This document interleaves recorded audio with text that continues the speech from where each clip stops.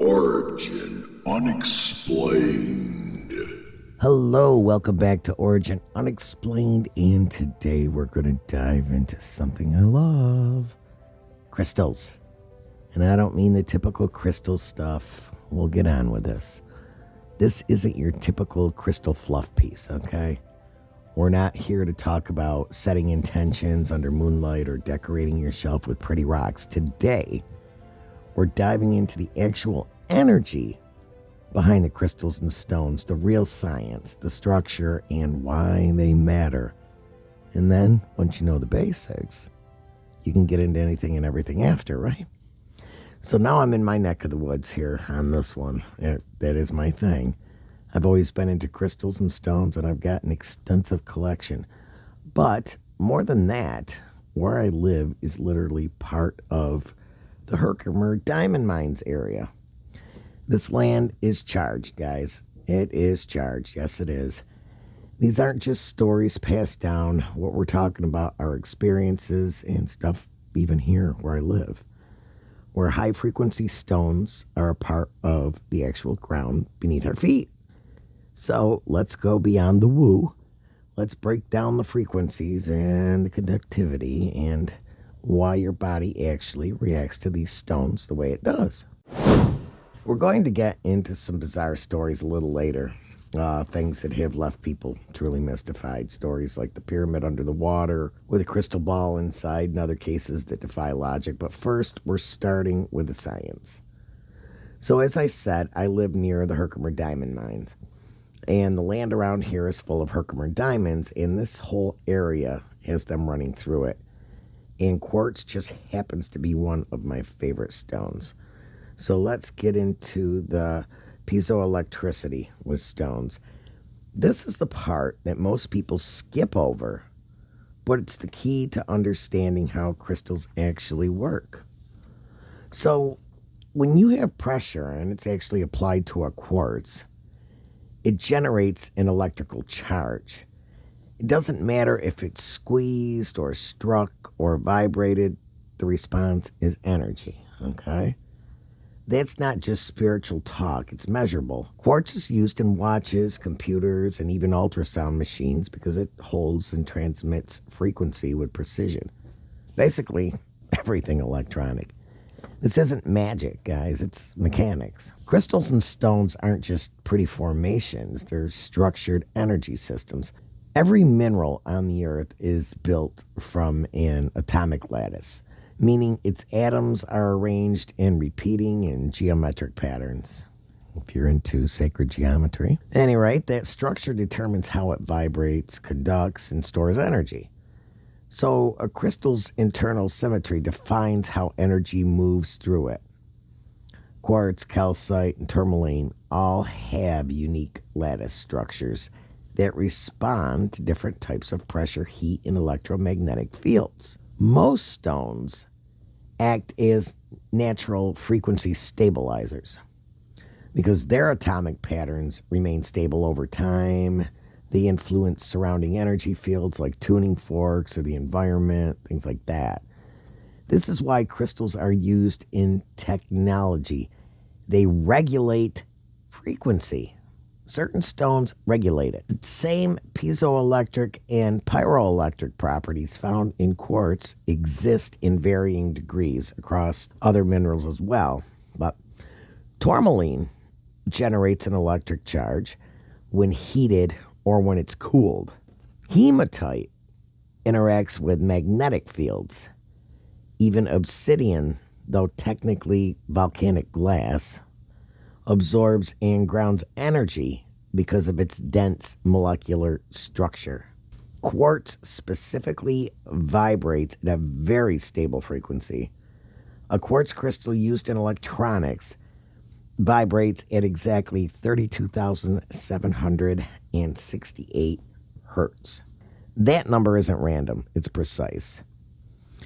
It's a power of 2, which means it divides evenly down to 1 plus per second, making it perfect for digital timekeeping. That's why quartz shows up in watches, clocks, and countless other devices that rely on consistency.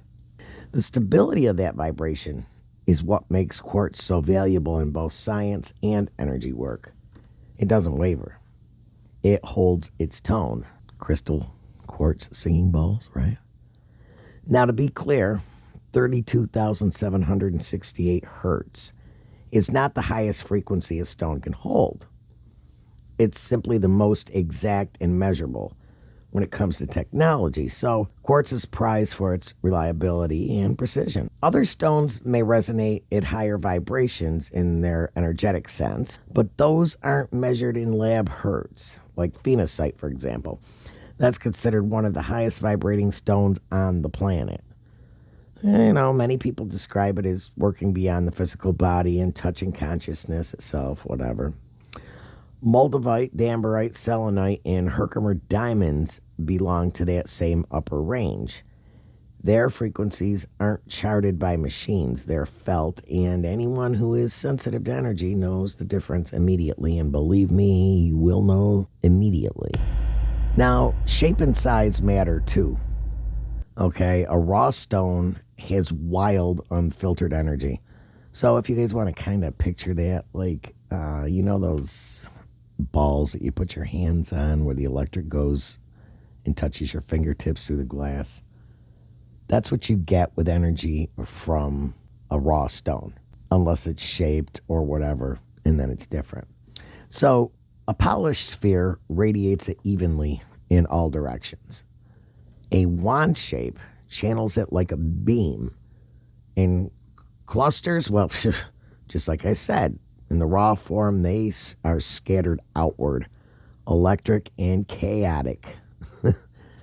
Larger stones amplify power through sheer mass, but small stones can hit harder if their internal structure, the lattice, is perfectly aligned. Even the way a crystal's internal axis is oriented can change how energy moves through it. So, two pieces of the same mineral can feel completely different depending on how they're cut, shaped, or held. Nothing about these stones is passive. They're interactive structures constantly resonating with the environment, of course. At the scientific level, though, everything here comes down to vibration and resonance. Every object in existence actually operates on frequency.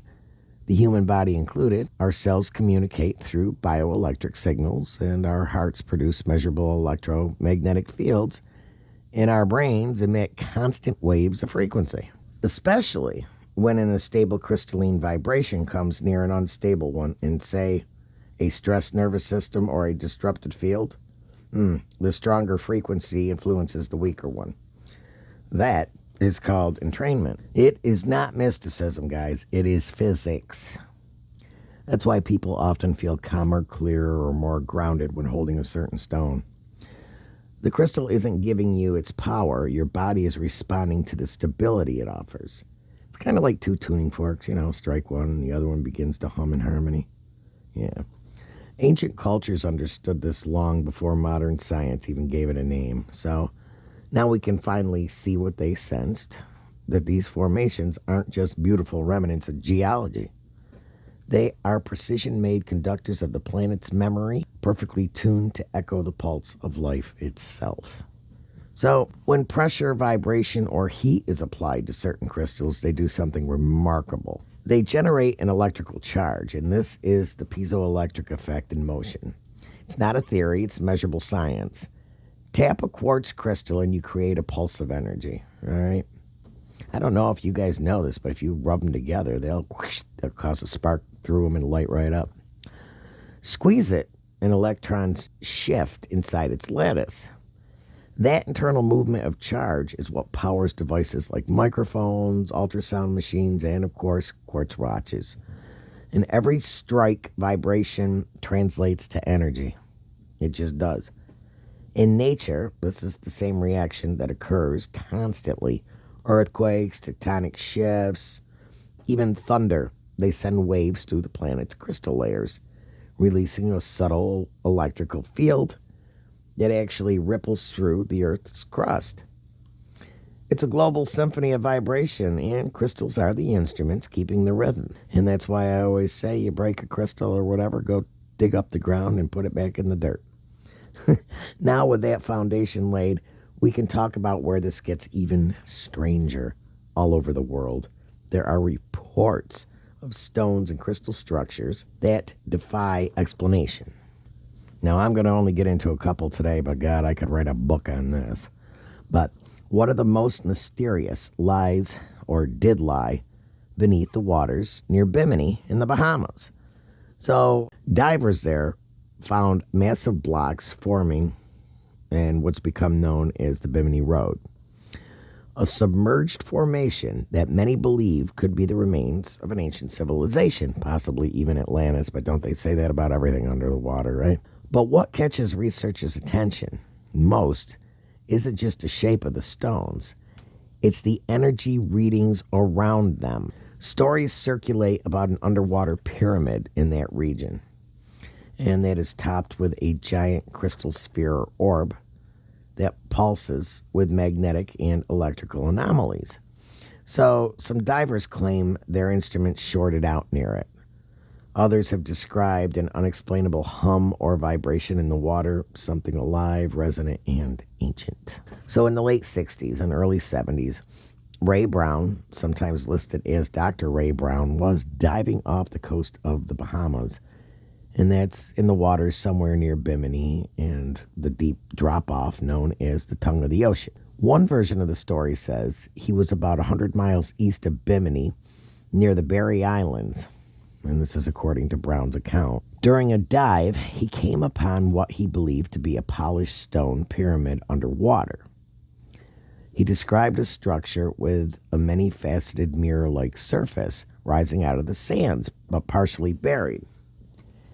He entered into the chamber, and inside of the pyramid, at the apex of this chamber, hung a metallic rod about 2 to 3 inches in diameter, leading down to a pedestal. On the pedestal were a pair of carved metal bronze-colored hands. Hands built into the stone, or built on the stone, actually, holding a crystal sphere, roughly 3 to 3.5 inches in diameter. He claimed that the sphere came easily out of the hands. The rod and the gem, well, at the rod's end, it would not budge. As he removed the sphere, he felt a presence and heard a voice saying words like, "You got what you came for, leave, and never return." Now, who knows? Further claims, well, the crystal sphere reportedly displays 3 pyramid images in its interior. So when you look inside the crystal, you see like a pyramid shape, when viewed very carefully, though. Some even claim to see a 4th in certain states of consciousness. Witnesses who held or came near the sphere reported a strange phenomena, like metal objects magnetizing or spinning erratically, cold and warm zones around the sphere, like even phantom lights, even what some described as temporary healing, followed by someone else taking on the symptoms, which is interesting. Now, the location and full structure remain unverified. A lot of people said that he took it out and his daughter has it now. Some geologists and fact checkers argue the pyramid claim is unsubstantiated or derived from some sensational sources. Despite the doubts, it is what it is. So, despite all the doubts, I do believe his daughter actually does have the crystal to this day. Now we're going to jump to another place, and this is about the so-called Lake Winnipesaukee Mystery Stone, and that was discovered in 1872 in Meredith, New Hampshire. Workmen were digging a fence post on the shore of Lake Winnipesaukee, uncovered a lump of clay about 6 feet below the surface, and inside that clay was an egg-shaped stone, roughly 4 inches long and 2.5 inches thick. Now, one face featured a carved figure, along with an ear of corn, arrows, a moon, dots, and spirals. The other side had a hole drilled clean through it, narrowing from about 3/8 of an inch at the bottom to 1/8 of an inch at the top. And what made the find so strange was the craftsmanship of it. The stone was made of quartzite, and that's a type not native to that region. And the carvings were unusually precise, as though cut with a mechanical tool rather than hand carved. The interior of the drilled hole even showed fine grooves, as if shaped by a metal bit or a modern drill. Which, honestly, guys, shouldn't have existed in that time period that it was supposedly created. The object's purpose remains a mystery. Some researchers believe it could have been a ceremonial object or a symbol of peace between tribes. Others insist it might be even far younger than it appears, and perhaps a hoax or misplaced artifact. The New Hampshire Historical Society examined it and confirmed that the stone's material and craftsmanship don't match known indigenous tools from that era at all. Whatever the origin, the Lake Winnipesaukee Mystery Stone, well, that continues to defy explanation. An out-of-place artifact, perfectly carved, discovered sealed in ancient clay with no record of who put it there or even why. So, some mystical interpretations suggest that the stone carried protective or symbolic power, maybe perhaps used as like a talisman between tribes, or who knows, as a gift to ensure peace on the lake. Others, especially during the 1960s and 70s, surge in ancient technology theories and claim that it might be a relic from a lost civilization or a device capable of channeling energy. The perfectly drilled hole, the symmetry, and the uncommon quartzite all fueled speculation that it could be a harmonic resonator, especially used in rituals to focus sound or vibration. Obviously, none of these claims have been proven, but they've only added to the aura surrounding it. Today, the Mystery Stone rests safely at the New Hampshire Historical Society in Concord, and it's displayed in a glass case among the region's most unusual artifacts. And it's still as enigmatic as the day it was lifted from the ground. So we've covered a lot in this episode, from the science of the crystal structure and vibration to one underwater pyramid and one mysterious artifact that still defies explanation. And honestly, this is just the beginning. Crystals and stones have always held my attention, not just because they're beautiful, but because they carry something deeper, you know? Whatever that might be, structure, memory, frequency, and energy, I love them. We'll be coming back to this topic again, trust me, because there's too much mystery in the mineral world to just leave it here. So, if you're like me and you love crystals and stones, stay tuned, because this won't be the last time we dig beneath the surface to uncover what's really vibrating beneath our feet. And this has been another episode of Origin Unexplained, and I'm Sue, your host. And if you have a story you would like told, or you would like to be in a podcast, email us at originunexplained@gmail.com, and that's UNX, no E in there, PLAINED. To win a free crystal, all you gotta do is go down in the comment section and type in the word me. And we'll let this contest go on for a couple of weeks, and then I'll do a video doing the drawing to tell you who won.